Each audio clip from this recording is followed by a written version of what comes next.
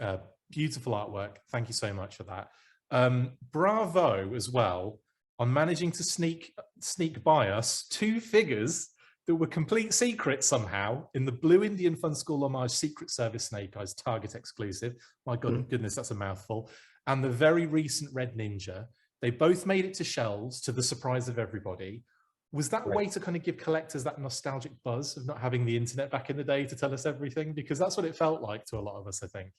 A little bit. I mean, the other thing is that you ship to Target's DC and they'll be like, here's the on-shelf date. And like 3 weeks before the on-shelf date, you're like, I found this at my local Target. You're like, you did?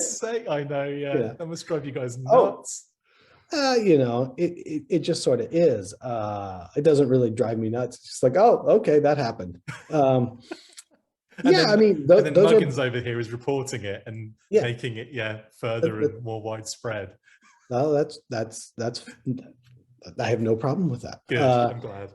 It's the same thing of like trying to have fun and make something cool. In the case of both Snake Eyes and Storm Shadow, they're iconic characters that people love. And if you want to talk about,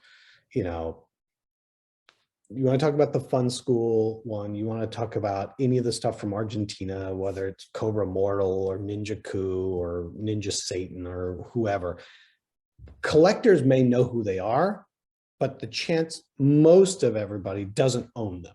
Yeah. Or they might own one, it depends, they're expensive figures. Yes. So if you're a collector and you don't have one, now you can pick one up for $18. That's pretty cool. And if you're a more casual collector, it's still a really cool Storm Shadow variation. Yeah, it's still a really cool Snake Eyes variation. So, it wasn't so much that we were trying to sneak things by people, but there is definitely a thing of like, there's a lot of really cool stuff out there that as a collector, you don't always get to get.